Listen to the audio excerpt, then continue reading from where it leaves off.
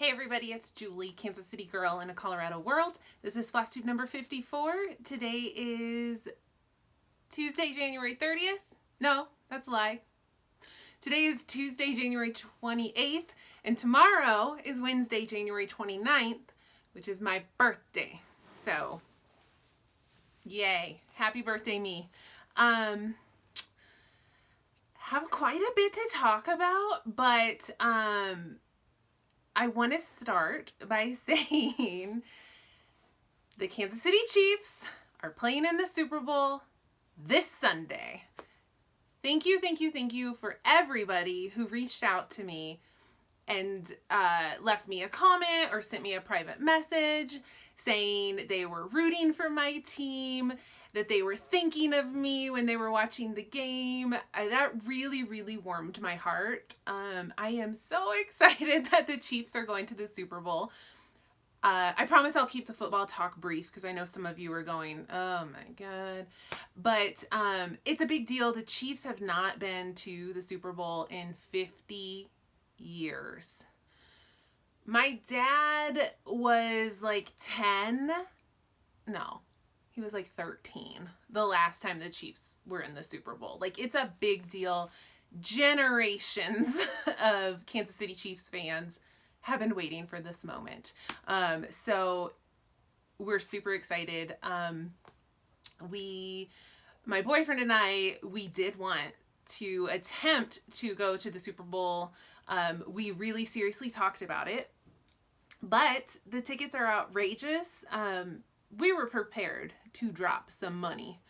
But like the tickets are averaging like $2,000 more per ticket than usual because probably like 3 generations of Chiefs fans are trying to go to the Super Bowl. It's like, you know, they've waited 50 years. So anyway, why is this relevant to you? Because I know a lot of you are like, yeah, I don't care. Here's why it matters, because it does relate to cross stitch, believe it or not. If the Chiefs win the Super Bowl on Sunday, then we are driving back to Kansas City for the parade. What does that have to do with cross stitch? That means that on the drive out or the drive back, I get another chance to stop in Abilene, Kansas and go to Picture This Plus. If you watched my last video, maybe the video before, might have been the video before that, so probably number 52, I talked about how I tried to go to Picture This Plus after Christmas and they were closed. They closed for 2 weeks at Christmas time. So I, at that point, thought, it's going to be, you know, it could be a year or two before I get a chance to get out here again. We usually fly to Kansas City, not drive. So, you know, I thought it's going to be a while, but turns out it might have only been a month. That is if the Chiefs win. If the Niners win, we're not driving back to Kansas City. So I think all of you out there need to root for a Chiefs victory in the Super Bowl this Sunday so that I can go to Picture This Plus, the Holy Land, the Promised Land, and share that experience with you guys when I get back. Okay, moving on. But again, wait, before I move on, I do want to say I really truly do appreciate the multitudes of you that reached out to me and said you were thinking of me or you were cheering for my team or whatever nice things you had to say. Even some Broncos fans said this to me. So that was kind of a big deal. I appreciate it. I appreciate you guys. Okay, God, that made me really thirsty. Okay, I forgot to say this is a channel about cross stitch. I guess that's like what we do now. But you guys probably already know that. But, you know, just in case. This is a channel about cross stitch and Kansas City Chiefs football. And not really. But also about books. So I have some book talk. I put it at the end so that all of you non-booky folks can peace out when the book talk starts. Okay, what else do we have? Orders of business. I wanted to apologize to Olivia B, because for the second time, I called her Elena, which is her sister.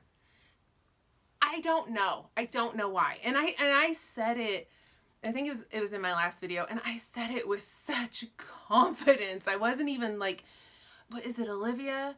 Is it Elena? Like, I very confidently was like, Elena is stitching this chart.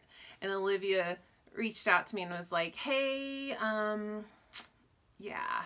And, you know, I myself, am frequently called by my sisters' names.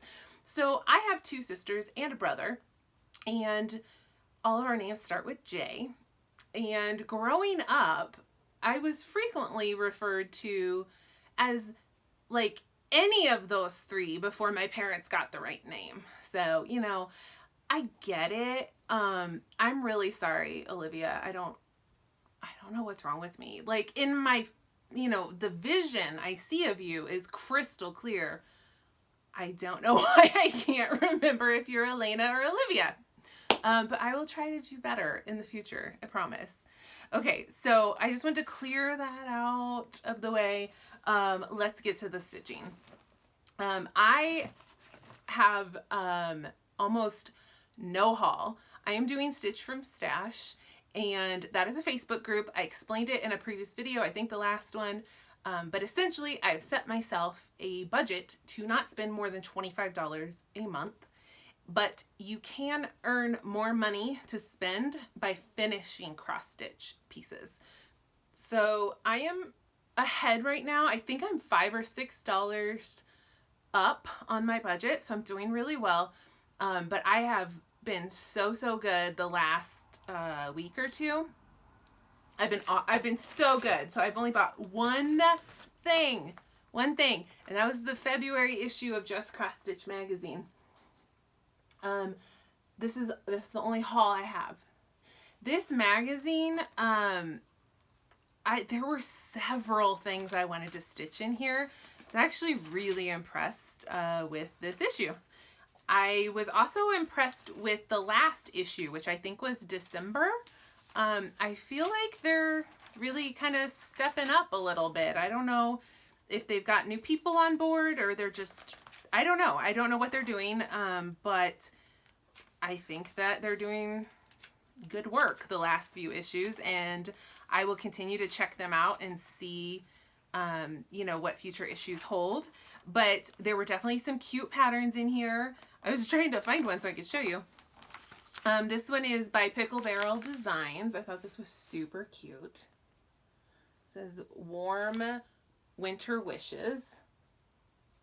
I'm not doing a flip through. I'm just, you know, throwing out a couple patterns to show you guys. What was the other? There was another one I really liked. Oh yeah, this one's really cute. This is by, this is quite a name. Anna Chinota of La Bottega del Mirabilis di Anna. That sounds like an Italian name, maybe. It's called Little Friends Under the Snow. Isn't that cute? Yeah, a couple cute things in there. Hopefully, like, they'll keep it up, and I'll probably continue to buy. Oh, I know what else I wanted to show you guys that was so cute. Sorry. By Roveris. This one. Be Mine. Cute, right? And then there's a tiny modernist pattern in here that I loved. Yeah. Sorry, guys. This is kind of annoying, but we'll get there. We'll get there. No, maybe not. Page 24. Ha! So, Tiny Modernist. It's called Cabin in the Woods. I really like that. Yeah, February, just cross stitch. My only haul. All right, I have one FFO. I finished stitching this actually on the drive back from Kansas City, which was, I think, like December 30th or December 31st that we drove back. I finished stitching this, but now I finally FFO'd this. And this is a pattern by Bendy Stitchy. It's called A Very Hildy Yule. I dyed this fabric myself. And I used either the called for colors or something very similar. Like I didn't have the thread works for the variegated border. So I used a DMC variegated that's red and green and white. It has like pretty much the same effect. And then I did, everything else I think is about what she had charted, but I did swap out some colors for DMC Etoile to make them sparkle. So what's sparkling on here? All the greens, like on the Christmas tree. Hildy's skirt. I made my vampire have sparkle skin and an homage to Twilight. And I made my fire, that was the biggest change. Michelle had the fire charted one color and I made it 3 colors of sparkles. So I hope those sparkles are showing for you. It's super cute. And then this trim I got at Joann's, it's got, it's like a little tassel trim. And I bought it at Joann's. I don't know why I turned that upside down. I could have just showed you right here. Anyway, when I saw it, I was like, yeah, that'll be perfect for Hildy. And it is. It's super cute. I stuffed this with plastic pellets, which I get at Michael's. I'm sure you can get them at Joann's as well. And that's kind of my new favorite small pillow stuffing. It's basically becomes a beanbag when you do that. But I do like the weight of it, the shape and the heft. I do sometimes just use plain old like cotton, but then it's kind of light. So I like the weight that you get from the pellets. Okay. What else do we want to talk about? Should we do whips next? Let's do whips. Okay, so after my last video, I worked one more day on Plum Street Samplers, Salem Sisters. This was my January 13th start. Amy Gable Stitcher is joining me this year in starting a new Halloween project on the 13th of the month, of every month. So we're going to have at least 12 Halloween starts in 2020. And I've picked out 12, but I am like open to, you know, any new patterns that come out that like are must-haves for me. Like I might, you know, kick one out and swap, but I have 12 pulled for now. So anyway, I worked one more day on this. I had gotten it started in the last video. I am stitching this with it. The chart only calls for 3 colors. I'm not using the called for colors. I pulled stuff from Stash and I hand dyed this fabric myself. It's a 32 count. I think it's definitely an even weave. It might be a Jobelin. So that's what my fabric looks like. And then these are the colors I've picked.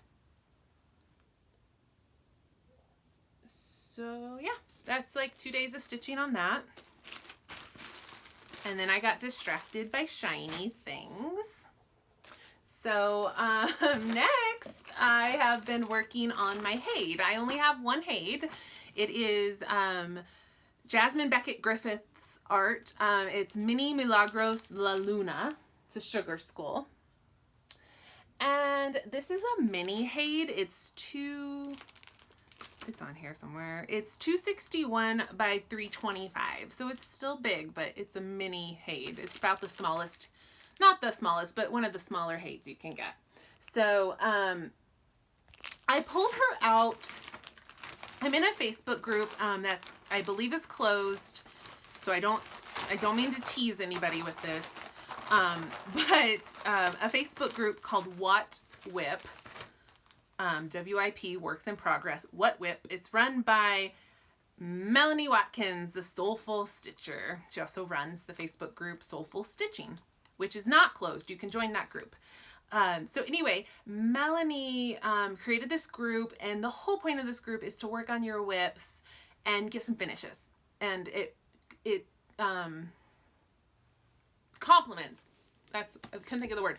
It complements Stitch from Stash very well. So it's like, stop buying new patterns and starting new things and work on your whips. So neither of those groups like forbid new starts or anything. It's just that they encourage you to finish things and work on your whips. And so it's been a very fun group to be a part of, and Melanie created a challenge for January where she said, take a whip that you've kind of left out in the cold, that you've not worked on in a long time, or you've abandoned, and get it out and put in at least 20 stitches every day in the month of January on it. So if you do that, you'll have, at the end of the month, you'll have put like 620 stitches into a project. And so I grabbed my Haid because I have abandoned it for over a year and I haven't wanted to get it out because it's so daunting and overwhelming. And so yeah, I was going gangbusters on this thing. It was my lunchtime stitching project, so I was working on it at least 5 days a week. And then I could do like makeup stitches if I didn't work on it one day. I did that for about half the month, and then I decided I needed to work on something else at lunchtime, and I'll show you that in a minute. So I have been a little bit neglectful of this Haid. However, I will put 620 stitches in it by the end of the month. I'm like 240 stitches left on this, so I am going to pull it out and work on it until I get to 620. But here is where I am on this Haid. So I have reached like some confetti, and that really slows you down. Stitching Haids, it's interesting. Like this whole top part was like one color, maybe two colors, maybe a third color in each 100 cross stitch square. But when you get to the confetti, sometimes I'm using 40 colors in one square. So you really do slow down. I'm doing this 1/1 on 28 count. It's a really loose 28 count. I believe it's Irish linen. It's got big old holes, and that's why I'm able to do the 1/1 on 28. Wouldn't recommend this on like Monaco. That would be bad. It works on this fabric though. So what I had done was just this top, not all of it, but most of this top, and then a little bit of this pink. What I've since done is like all of this, all of this, all of this. So the reason I have like, I was trying to complete square by square, but I couldn't find a lot of these DMC colors. Like I own them, they're here. I just couldn't find them. So I have to go like dig for all these colors I'm missing so that I can actually finish these little stitches here that are missing. And then moving forward, I do want to do like block by block by block. So slow and steady. Certainly not going to be finishing that anytime soon, but I appreciate like the motivation to get it out and do some work on it. Next, I stitched on my Ingleside Imaginarium SAL for 2020.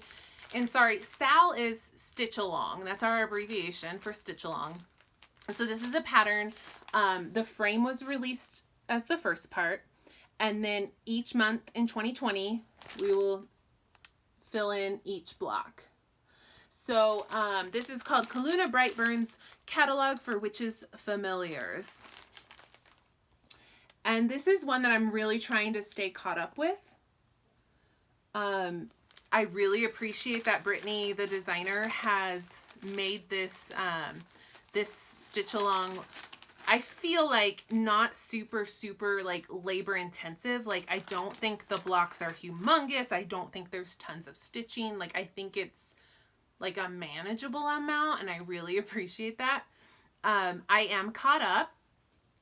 I'm stitching this on a 40 count Victorian Motto fabric of the month that was gifted to me by Amy, my friend Amy at Gable's Stitcher. And it doesn't have a name because apparently she doesn't name her fabric of the months. So, but I love it. I love this fabric. It's got a subtle but really interesting model to it. So here is, oh, overdid that. There we go. So this is where I'm at. I am going to fill in, the top of the border is done, and I'm going to fill in the rest of the border as I go with each block because it's really not much at all to stitch. So like this one, I just had to stitch this and then like one row across and then this little bit. So yeah, that is Felis. I'm using mostly the called for colors. I didn't have the Gentle Art. It calls for Gentle Arts Huckleberry and Gentle Arts Butter Crunch. So that would be this turquoise, the lighter turquoise here. And then Butter Crunch is the eye and the mouth. So I just pulled something from Stash that looked to my eyeball, you know, it looked close. And then the rest is just DMC. So I used a Color and Cotton Golden Ale for Butter Crunch. And I used a Ship's Manor Calypso for Huckleberry. I think I got really close on like what those Gentle Arts would be. So yeah, that is all caught up until February. So after that, I got distracted. So I don't really remember why I decided I needed to work on this, but I decided I needed to work on this. This is a Sal, another Sal. I've signed up for a lot of Sals. This one is by the Witchy Stitcher, and it's called The Chopping Mall. And this is what the frame of the Sal looks like. Ignore this part here. And then she's releasing each store through March, I believe. So I decided I really wanted to stitch on this. It was really calling to me. And then I had so much fun stitching on it that I could not put it down. And then I didn't want to stop stitching on it. So I decided it would become my lunchtime project. And that's why I stopped working on my Haid. But I have gotten so much done on this. I am stitching this on a 28 count Monaco that I dyed myself. The fabric I dyed myself looks like this. I love it. I love how it turned out. And here's how much I have done on this shopping mall. Which is, no one's going to remember where I was, but when I picked it up, all I had was this black line, you know, like the center was like over here. So I started right here, did a couple blacks, came up with the black, and then started in here. And so when I picked this up, I had like just a couple rows right here. Almost nothing done. So I got started on that top border.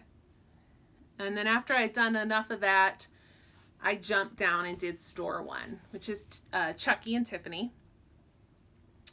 And then I went back over and worked some more on the border and did all of this and all of this.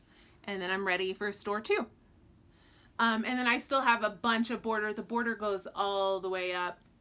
It's a triangle, so it's going to be like all the way up here. So I'm just working the border as I go so I don't get too burnt out on it. But it is really fun to stitch. This part, not so fun, I'll be honest. Like this part gets really tedious. But this part of the border is fun. She's called for a bunch of DMC Etoile. Let me see if you can see any of it. There's a bunch in here. I don't know if you can see anything sparkling. A lot of the blood sparkles. So again, I don't know if it's showing up at the top there, but that bright red is sparkly. So, Anyway, super fun to stitch. Colors are looking great. I'm having so much fun. And this is now my lunch project. I'm thinking if I go to Kansas City for the parade, if the Chiefs win, this will probably be the project I take with me so I can get some progress done in the car. There we are. Oh, so a little word about this. So like you guys might be thinking, this seems a little bit like maybe not a style I would associate with her. Like, you know, I'm very girly. I like pink and I like sparkles and glitter and makeup, and I'm very glam. And I'm not being like a bragger. I'm just saying like what I'm into. Like I love Sephora. I love girly stuff. But like deep down inside, I have like a goth girl hiding like way down deep. And I love like dark, twisty, creepy, morbid, goth, like stuff like that too. I know it maybe doesn't, you maybe don't see it on the surface, but there's a little goth inside me. So that's why I love, when I saw this, I loved it. And I want to stitch almost every single pattern that the Witchy Stitcher has released. There are a few that I'm like, but like 80% of her patterns, I'm like, yeah, I want to do that. I need to do that. So it's a little bit about me. Okay, so next I started a new project because I do that sometimes. So this is a project from Cross Stitcher magazine, and I have a digital subscription to this magazine, and I tried to print it out, but it doesn't print right because it's set to like whatever settings they use in Europe, which it's like, I don't know, it's like A5 or something paper size. It's not what we use here in America. It's not like 8x11. So I tried to print it out and it printed out all messed up, but this is Cross Stitcher magazine, and this was the February 2020 issue, which you can't get physically yet. Like Barnes & Noble, I think, still has the January issue out. So they lag a little bit behind. But this is the 2020 Stitch Along for Cross Stitcher magazine, and it's an Alice in Wonderland theme. And I saw it, just the border, and I was like, yes, please. So here's a bad cut off version. It's 12 blocks, so it should go like over here and down a little bit. But the border includes fun little Alice things like tea. There's a top hat like down here. And then the blocks, of course, are going to be Alice in Wonderland themed. So I started the border, and last night I finished the border surrounding block 1. I am stitching this on 32 count Legacy by Picture This Plus. And here is, it's a ton of back stitching. But here's block 1. So what is missing is like 100 red beads. So all of this vine work culminates in little red beads, which obviously I don't want to put on there yet, right? I don't want to put those on yet. So so tonight I'm going to start actually stitching inside the block.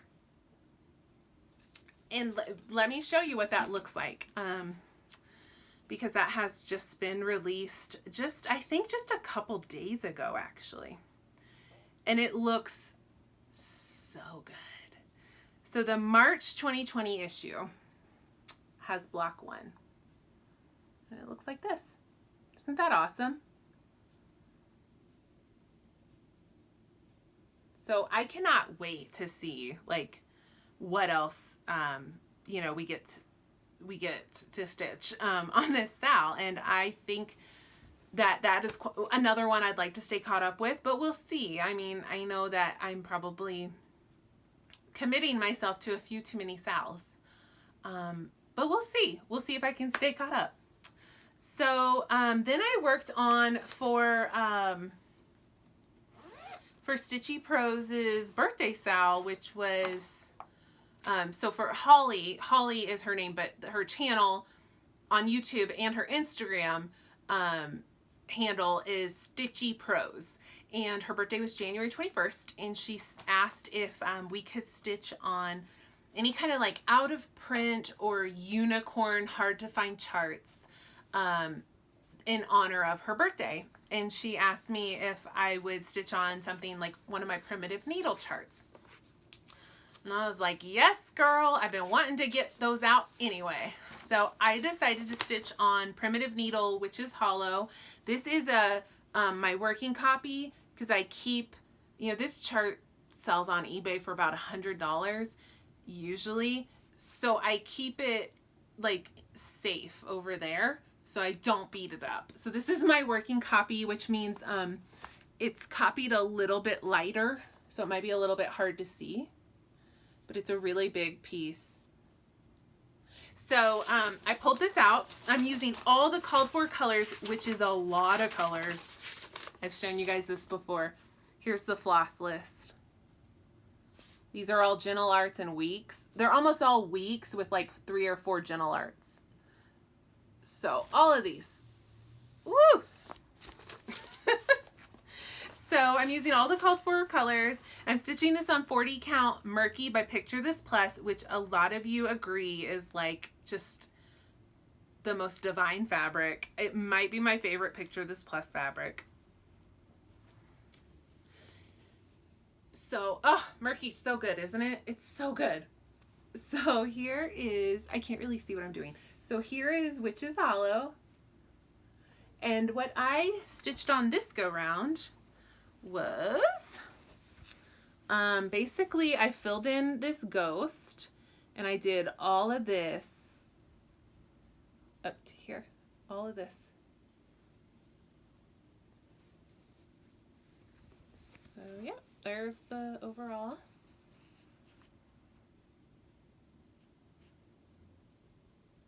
It's looking pretty good. So that was for Holly, and that was fun because it got me to kind of set things down and like get an old whip out, which I need to do. And then I don't know why really, but I just really wanted to work on Barbara Anna Snooty Parrots.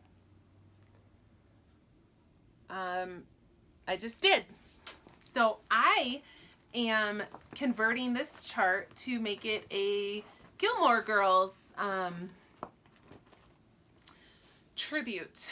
So I'm keeping mostly the chart, but where I think I can tweak little things and make it Gilmore Girl-ish, I am. So I will show you what I've changed. The original chart does call for a bunch of Gentle Arts, and I converted all of them to silks, mostly Dinky Dyes.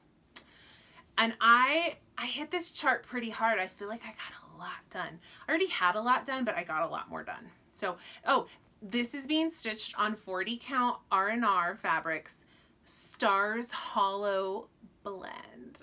Is that not perfect for my Gilmore Girls theme chart? So here's an overview, and then I'll zoom in and let y'all see the changes.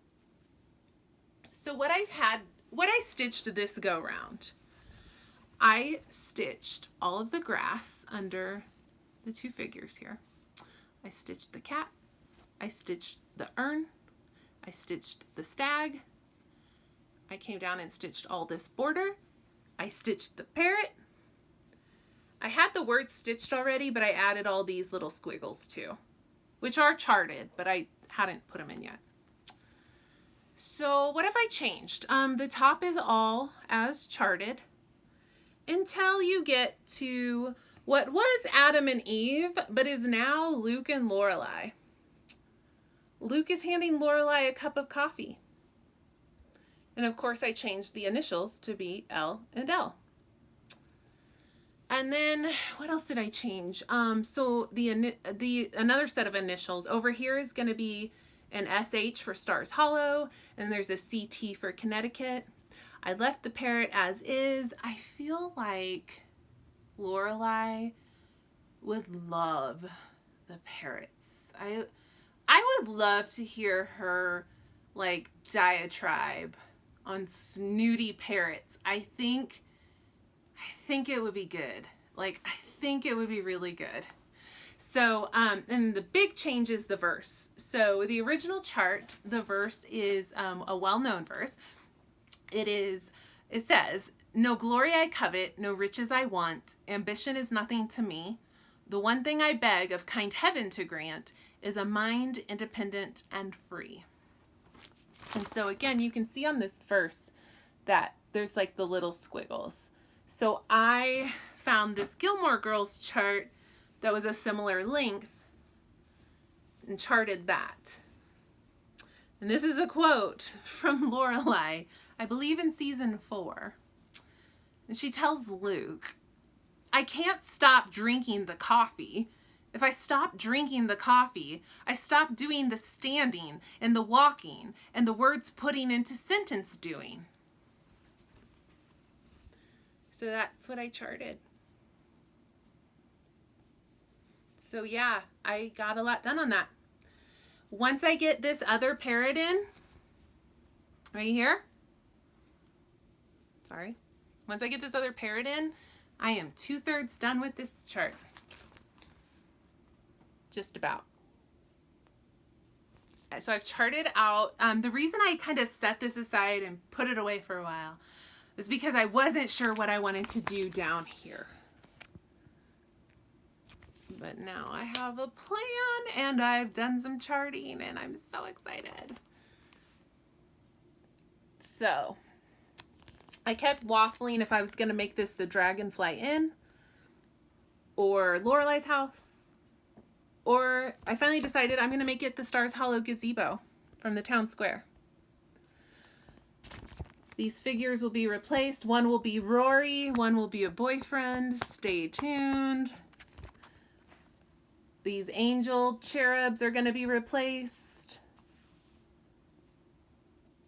It's going to be good, guys. It's going to be good. Now that I finally charted it and settled on it, I don't want to stop stitching this. This is another one that I really strongly considered I might take to Kansas City. I thought I'd take Chopping Mall with me, but now I'm also considering taking this one and getting some work on this. So I might just take both and see what mood I'm in. It's so good, and I love this fabric. Stars Hollow by R&R. Okay, those were all my whips. So I had a lot of whips. No finishes other than stitch along parts. Hildy was already finished. I just fully finished. So what else do I want to talk about? Ooh, I got some gifts. Erin sent me a needle minder and it's on one of my whips. Which whip was it? Oh, it was this one. Okay. So, Erin asked me if she could send me a little something something. And she sent me this needle minder. From Top Knot Stitcher, from Abby, Top Knot Stitcher. And it says, "It's Leviosa, not Leviosa." Which is a quote from Hermione from Harry Potter, my favorite character, which she knew, and that's why she sent me that needle minder. So thank you so much, Erin. I love that. Then, I mean, I felt like so spoiled, you guys. Like, people were like, "I want to send you something." Like, I think some people knew my birthday was coming up, and then a lot of people reached out. I shouldn't say a lot of people, a couple of people. Like, I don't want to sound insane.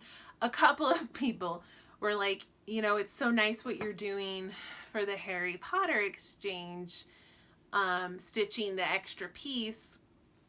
I want to send you a little something." That's a good segue to some news. So Candy contacted me a day or two ago, and she said, hey girl, did you send that owl out yet? Backstory, we did this Harry Potter exchange in November, and a couple of people never got their package. Candy asked if any of us would be willing to stitch another piece for the people who were left out, and I said yes, absolutely. I showed it in my last video. This beautiful owl with like the best finish I've ever done, like fully finished. And I showed it to you 2 weeks ago, and I said it's going out in the mail probably this weekend. Well, then I decided I wanted to make like an extra. I wanted to sew something, and I was just being lazy, and I'm like the world's worst procrastinator. And so anyway, Candy was like, hey, did you send that owl yet? And I thought she was like, get your shit together. Like, did you send that owl yet? You told me you were going to send it like 2 weeks ago. This was like my own guilt, like coming through. Candy didn't say any. She literally just said, hey girl, did you send that owl yet? And I was like, no, I'm sending it tomorrow. I promise. I just sewed the thing, and I'm sending it tomorrow. And she was like, no. I'm so glad you didn't send it yet. Turns out the original swap partner like finally came through and sent a package to this person who had originally been left out. You know, they sent it 2 months late, but whatever. Anyway, they sent it. So Candy's like, girl, keep that owl. So for once in my life, my procrastination paid off. It paid off. I should have sent that stupid owl out 2 weeks ago, but I didn't. I didn't do it because I'm bad about that stuff. So anyway, I get to keep the owl. Like, that's insane, right? I feel guilty now because again, not a lot of you, a couple of you sent me little gifts, like, as, like, an appreciation of me, like, stitching this extra piece. And, like, my heart was, like, fully intent on giving this owl away. But a lot of you were like, that's so nice of you. I want to send you a little something, something, and, like, sent me, like, a needle minder. Full disclosure, I am keeping the owl now, but I will pay it forward. I will pay it forward. I promise. I promise. I know that a lot of you are going to be really excited that I'm keeping the owl because a lot of you reached out and were like, oh my God, that's so horrible that you have to give that away. So that was a little tangent, but another gift I got from my friend Sharon, she's not on Flosstube, but her Instagram is QuailHollow7. I'm sure you guys have seen her around. She's very active in the community. She's in a lot of the Facebook groups too, like Magical Stitches, and I think there's another one. I'm pretty sure she's in What WIP with us too. So anyway, Sharon sent me this project bag because she knows I'm a Chiefs fan.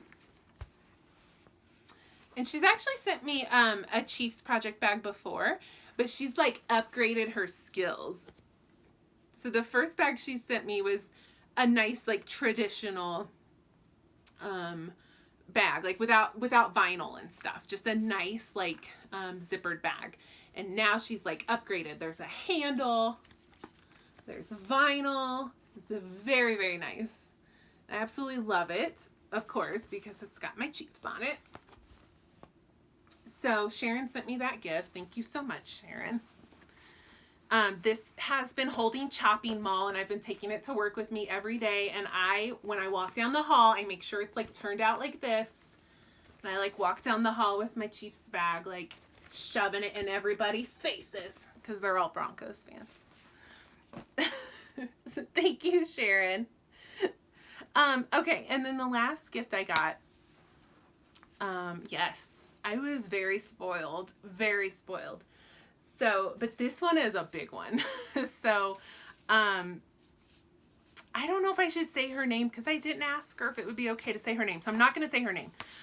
She probably doesn't care, but I didn't ask. Another Flosstuber and friend. We chat on Instagram here and there. And she was like, hey, I popped into a thrift store, I think a Goodwill. She's like, I popped into a Goodwill looking for treasures because, you know, I found that Mirabilia at the thrift store in Kansas City. And she's like, I didn't find a stitched Mirabilia, but I found a pile of Mirabilia charts. And she's like, I think she ended up with like 8 or 9 charts that she found, and they were all like $1. And she's like, are there any like Mirabilias that you need or that you've been, you know, meaning to get? And I was very much jokingly, I said, oh, just Sleeping Beauty like everybody else on the planet.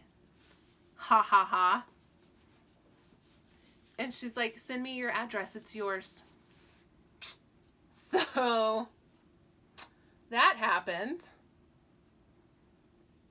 So I now own Sleeping Beauty by Mirabilia. And she said, you know, she's like, it's beautiful. I'll never stitch it. It's not something I'm interested in stitching. It's so pretty. It is so pretty. Oh my God, it is big. I have like 4 or 5 Mirabilias. This is the biggest one. It's 240 by 260, and it's, I mean, this is full coverage in here. It is a lot of stitching. It only calls for 3 beads. The early Mirabilias definitely don't seem to have as much beading. Or they do have a lot of beads, but they're just different. It seems like she uses beads differently now. Oh, it's so pretty. It's so pretty. I need to figure out fabric. I'm hoping if the Chiefs win the Super Bowl and I get to go back to Kansas City and I get to go to Picture This Plus, I can find fabric while I'm at Picture This Plus. So again, guys, we need the Chiefs to win the Super Bowl. So yeah, that was my gifts. That was all my stitching. But before I move on to books, I just wanted to show one last thing. A few people have asked me about Mirabilias and like what my system is. So here's the thing about Mirabilias. If you own and have ever stitched a Mirabilia, you already know this, but sometimes when you get your first Mirabilia, you're in for a little surprise when you open it. And the chart is this monstrosity. Right? Some of them are front and back, I believe. Yeah, what the heck, right? How are you gonna set this on your stand and stitch that? The other thing is, you know, opening and closing, all the symbols in that fold get totally worn away.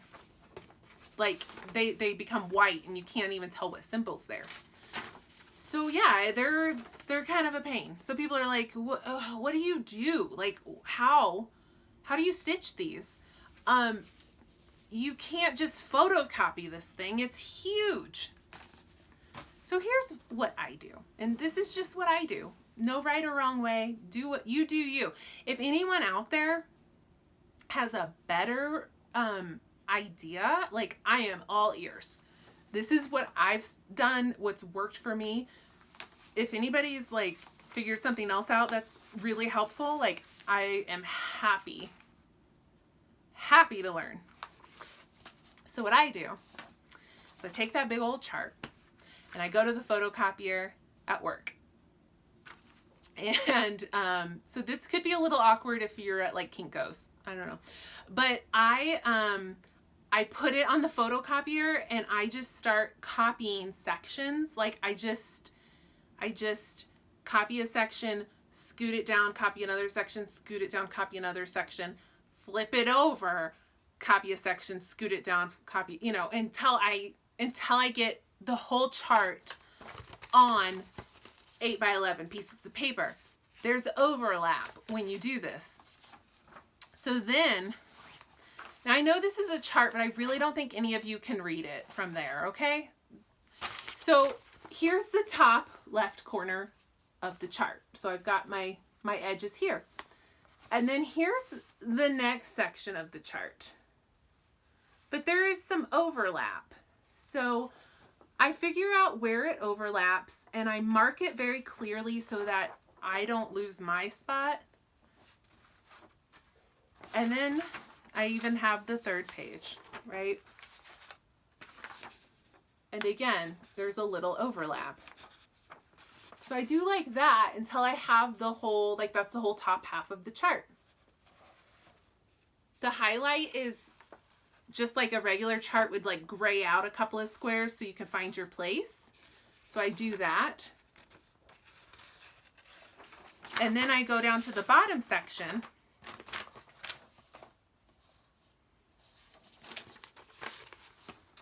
And same thing, like here's the edge of the chart, here's the bottom, so this is the bottom left of the chart, and here's what's overlapping with this top page.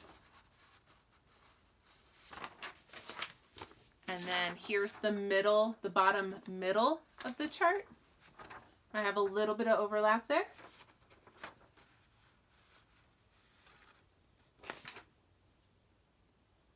I didn't do that right. I was like, that doesn't look right. That's the top part. Well, whatever. Anyway, I think I've been showing you the bottom of the chart. So here's the top left, and here was the top middle. I missed, sorry. But anyway, I just overlap it. And I just clearly mark out where it overlaps. I know it's not pretty, but then I can highlight and mark all over these things without messing up my chart, okay? So when you're in these little dense confetti sections, like you might need to cross off your stitches, and you don't want to mark on your original chart. So the other Mirabilis tip I have, besides that, is that after I make these photocopies, I go through and I highlight the beads. Sleeping Beauty doesn't have a ton of beads. So this is again my overlap. Anywhere you see highlight, that's a bead. That is so helpful when you're stitching and you're trying to count and you're trying to like leave spaces for your beads. This one has a lot of beads in like one section of her dress. Look at that. That is right here. This is all beaded. So yeah, that is my process. It might seem obvious to some. It might seem insane to some. But a few people have asked me, like, how do you manage these Mirabilis charts? That's what I do. That is what I do. It's not pretty. It's not pretty, but it works. It's not pretty, but it works. I don't tape these together because then it just becomes a big, huge, unwieldy chart again. So this one I actually did pretty nicely. You should see Snow Queen. Snow Queen is a hot mess. Okay, that is all my stitchy stuff. So now I want to talk to you guys about books if you want to hear about them. If you don't, then I'll see you next time. But if you'd like to hear about books, then just keep listening. I just want to do a little time check just so this doesn't get too long. Okay, this is like, we're perfect on time. So I have finished 4 books since my last video. Actually, I think last video I didn't do book talk. So it's probably like in the last 3 weeks I finished 4 books. My Goodreads goal for the year is 80 books. In 2019, I finished 76 books. And I read a lot. I read all the time, and I thought, I don't know that I could have read that many more books, you know, so I didn't want to jump my goal up too much. every year I increase my goal, and I've hit it every year for the last 5 years. But I didn't want to like aim for like 85 or something like that and then fall short, because I already felt like I was reading a lot in 2019, and I thought, where could I have read more? So over the course of the year, I need to read 4 more books this year. So I think that's manageable. I am on track right now, according to Goodreads. We're good on our goal. I like to get like a book or 2 ahead and then read a long book. So like when I was reading Outlander, like those books are huge and they take forever. And so, you know, I would wait till I was like 2 or 3 books ahead, and then I would read Outlander, because I would eventually get back to like on target. So what did I read? So, this is a series I've been wanting to read, and I've heard nothing but good things over and over about this series. And I finally like bit the bullet and like started the series. It's a trilogy, and I've read the first book. It is, the first book is called The Bear and the Nightingale. It's by Catherine Arden. It's got a gorgeous cover. Woo. Oh, that's some glare. I'm sorry, guys. How's that? A really pretty cover. The reason I'm showing all of these on my tablet is because they were either ebooks on my Kindle, which is not in colors, it's not as pretty, or they were library books that I did read the physical book, but I've since returned them to the library. So The Bear and the Nightingale is, it's frequently frequently filed with young adult, but it's actually not. I believe it's just general fiction. But it is about a young girl, so it does get pushed into young adult a lot. The main character is called Vasya. This story is set in Russian mythology. It is so fascinating. To me, it was so fascinating to hear about these like Russian myths and folklore. There's like spirits and devils and demons, things like that. And this girl Vasya, she can actually see these spirits or these beings or these entities, whereas other people in her life can't see them or don't, or choose not to see them. So it's set, I don't know if the year is made clear, but it's definitely like, you know, would have been like several hundred years ago. And, you know, there's like a little village. She lives in a little village, but her dad is like well-to-do. He's like a lord of the area. So although they still have hardships, like they still like go hungry in the winter and, you know, have a very, very rough existence, they're still like pretty well off for the area. Like they're the rich family of the area. Doesn't really matter a whole lot for the story, but you know, she doesn't live an easy life. But people in this region of Russia leave offerings and say prayers to these mythical folklore beings, right? So like they all think that there is like a house spirit, and they have to leave like bread or wine or something like that out at night for this house spirit. And in return, you know, the spirit protects their house and keeps it safe. There's a spirit in the stable that watches over the horses. There's like some, you know, being that lives in the river, and it's like kind of evil or not good. You know, it will like snatch people off the riverbank and eat them.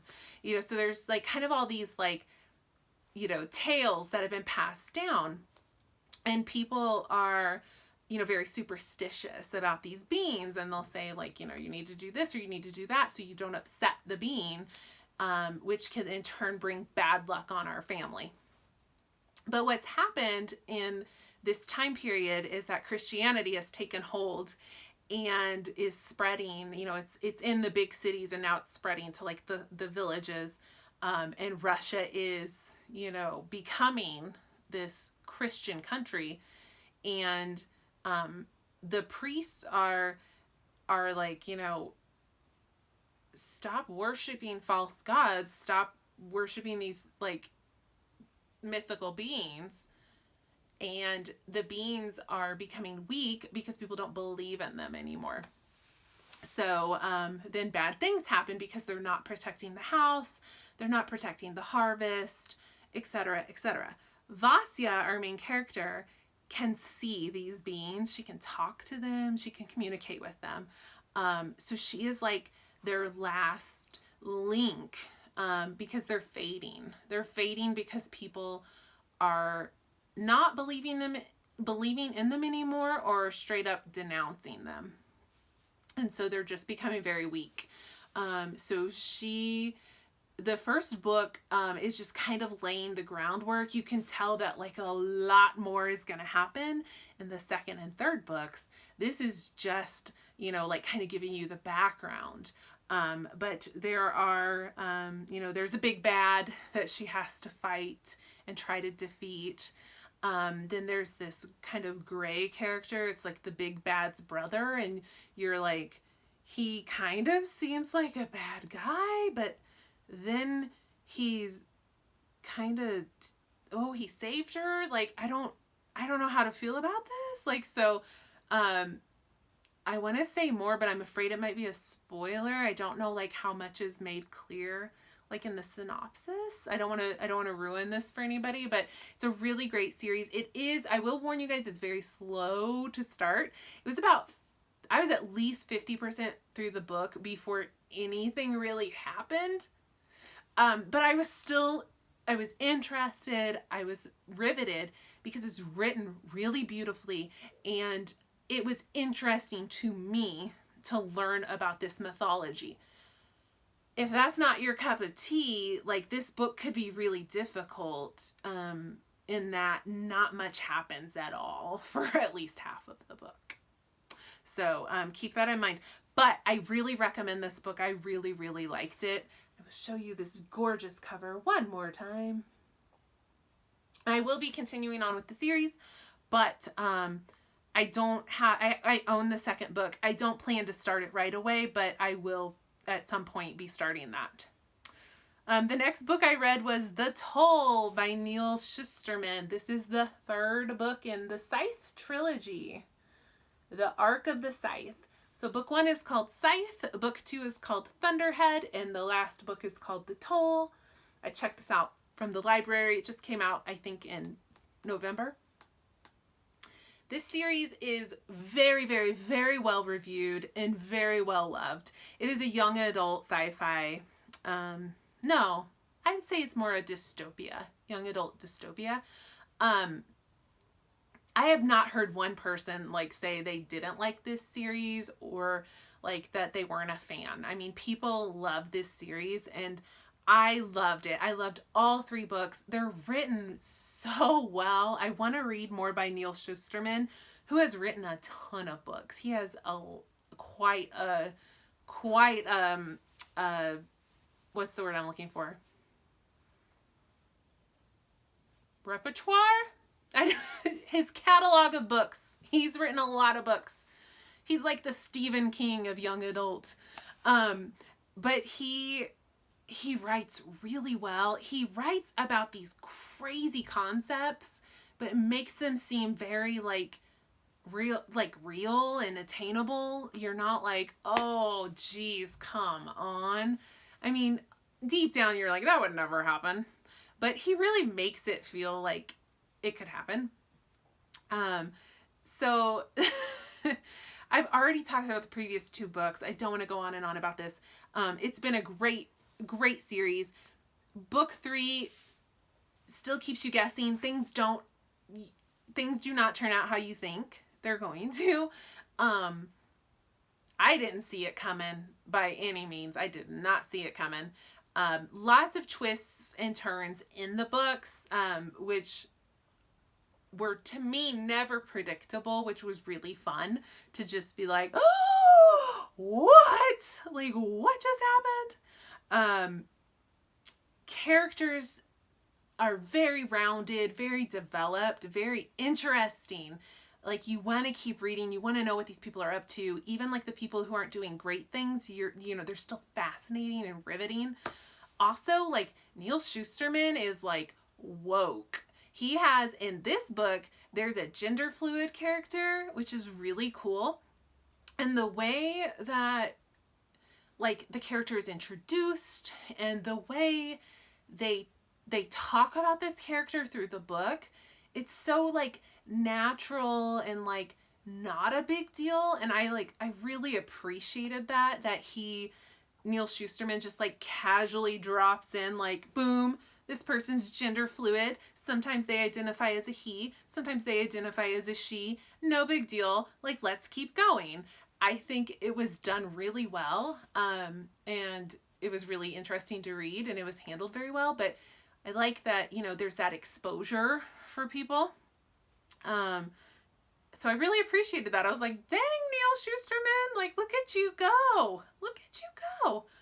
There's also definitely some like subtle nods to our current political climate. Nothing like crazy overt, but he will just kind of like make little comments about, tyrants and things like that. And you can definitely see like where he's drawing inspiration.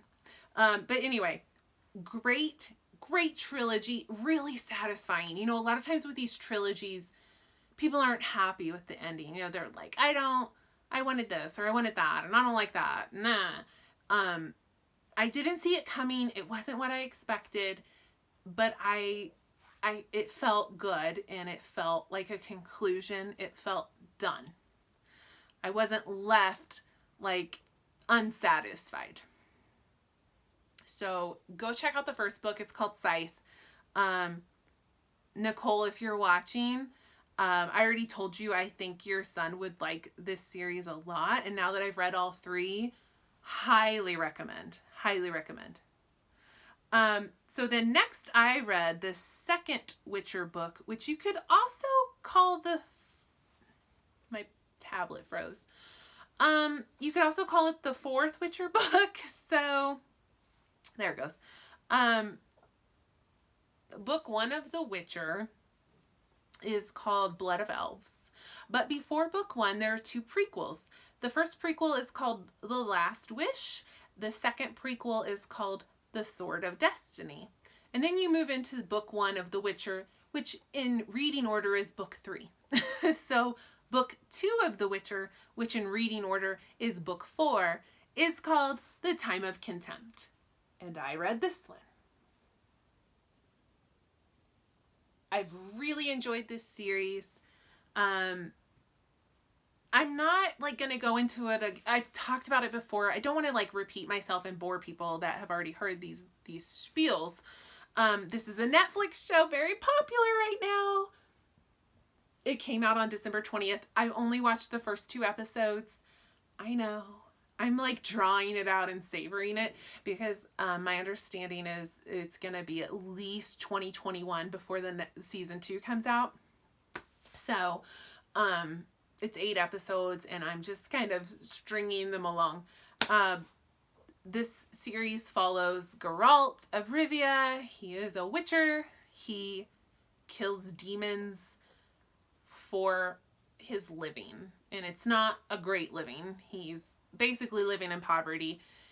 He's traveling from town to town, killing monsters, taking a little money, moving on to the next area, looking for another monster to kill, kind of just scratching out an existence. But he becomes entangled with a girl named Ciri. She has like a prophecy about her. She's a chosen one. And he finds out that his destiny is somehow linked with hers. And he becomes like a protector, like a father to Ciri. So there's also a witch named Yennefer, and Geralt and Yennefer like have this thing going on, but that's very complicated. Relationship status, it's complicated. So yeah, I know a lot of you are becoming very familiar with The Witcher because of the Netflix show.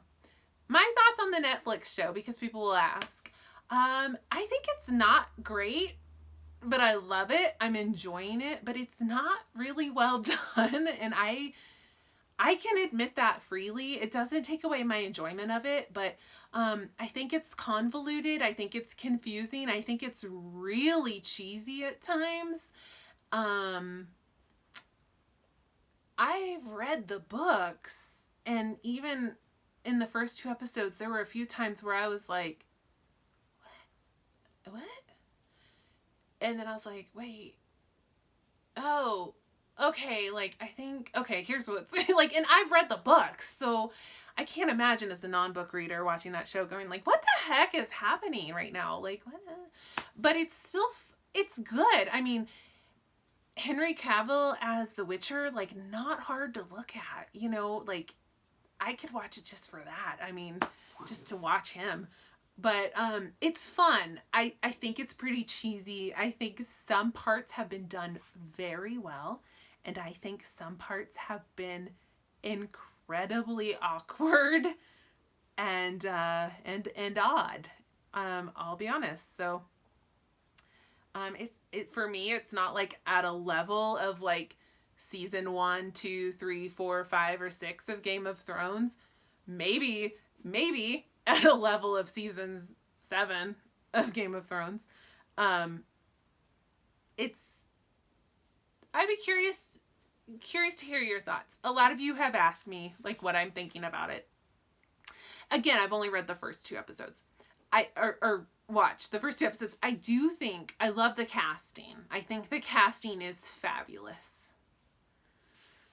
Okay, last book I read. And I'll be honest, I was already, like, my Goodreads challenge was telling me I was 2 books behind. So I was like, oh, no. I need to read.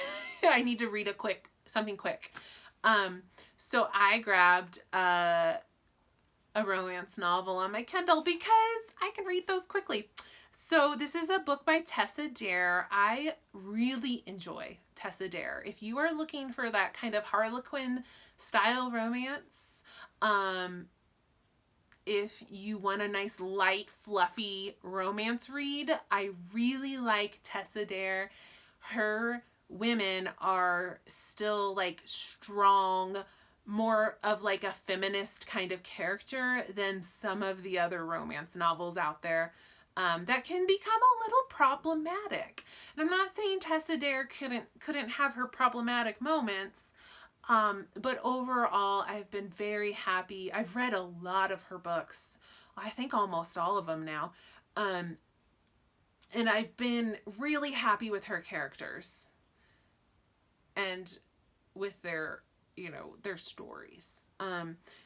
So I am reading the Tessa Dare trilogy right now called The Stud Club. And let me tell you, I read all the other Tessa Dares and I saved these 3 Stud Club books on my Kindle for probably 2 years before I finally was like, fine, I'll read one. And the only reason is because I thought, that is the worst, cheesiest name I've ever heard in my life. The Stud Club? Like, what? Why? It's so cheesy. I literally, like, didn't read these books for 2 years because they're called The Stud Club. So, then I was like, well, I read all her other books. I guess I better read these. So I start reading book 1 of The Stud Club, which is like One Night with a Scoundrel, is what it's called. And she quickly explains. The Stud Club is, this is set in like Regency, London.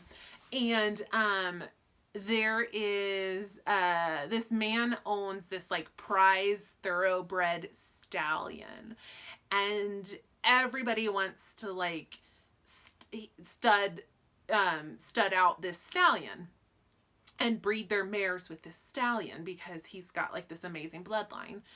And so this guy, this dude, he makes this like exclusive club and you have to like be a member of the club to have rights to this stallion, to stud the stallion. So it's the Stud Club. I still think it is the worst name for a romance book ever. It's so freaking cheesy. I can't deal with it. So book 1 was basically like a Pride and Prejudice retelling, but I really enjoyed it. So then I read book 2, which is Twice Tempted by a Rogue. Look at that cover. It's my favorite part of romance novels. When I'm at the thrift store, I will pick up the romance novels just to look at the covers and laugh. My favorites are all the Fabio covers from the 90s. So this book features, the man is, I don't even know how to explain this. So bad. He is a lord of this like English Moor village. Okay. And he had this really horrible childhood, and, oh my God, I just realized this was like, I think he's supposed to be like Heathcliff. Because the first one was like, was clearly like Pride and Prejudice inspired. This one might have been Wuthering Heights. I think it might have been.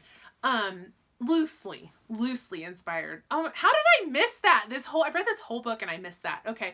Anyway, his name is Rhys St. Moore, and he's a lord of this little like village called Buckley on the Moor. And he hasn't been back to the village for like 16 years because he had a horrible abusive childhood, and the estate like caught on fire when he was like 16 or something, and he left and he never looked back. And now he's like, all right, I guess I'll return to this town and like reclaim my heritage. Well, because the estate had burned down and the family had abandoned the village, like the village is in poverty, they're suffering, they're poor, and they really resent this family for like abandoning them. So he like strolls back into town and they're all like, you can just turn around and go on out. So he gets this like hostile non-welcome when he returns to the town. He walks into the inn, which is like the only business in town. And the innkeeper is this gorgeous woman, and he's like immediately like knocked like dead by this lady. And turns out 16 years ago when he was, you know, still living in this town, she was like 7 or 8, and she was just this, you know, squeaky little girl who was like totally in love with her, and he never even, or in love with him, and he never even noticed her, right? Because he was, you know, whatever, she's a little girl. So she's like been secretly in love with him all this time. So yeah, that's kind of the story. As you can guess, they fall in love. But again, I think Tessa Dare does a really good job of kind of twisting some of those classic tropes in romance, and maybe presenting it in a way you didn't expect. And also, like, what was really refreshing about this book is a lot of times in romance novels, the guy is clearly in love with the girl, but he's in denial, right? And so like half of the book is him like, why am I feeling so possessive of this woman? Like, why am I jealous? I don't love her. And you're like, yes, you do. You're super in love with her. So, what was really refreshing about this book, and Tessa Dare has done this in other books too, is like, he immediately was like, I am head over heels in love with this woman. Like, immediately. Like, he was never like unsure. He was never indecisive. Like, from the get-go, he was like, oh, we're doing this. And she was the one that was like, wait, no. Like, I was secretly in love with you when I was like 8, but like, that's not a good idea now, you know? So it's more about him like wooing her over. But I did like that trope was turned, where she was like, No, he's in touch with this feeling, whereas usually, you know, the gentleman needs to like come around to the romance. I feel like I just talked a really long time about a cheesy Harlequin romance novel. So, if you're looking to get into this genre, read some Tessa Dare. I'm telling you, it's good stuff. It's not bad. It's really not. And when you do read Tessa Dare, if you do, and you see the trilogy called The Stud Club, and you're like, just keep in mind what I just told you. It's a terrible title for a pretty good series. Where I started with Tessa Dare, and what I would recommend is the Spindle Cove series, which I think is just 3 books. Those were the first ones I read, and I absolutely loved them. So that's my recommendation.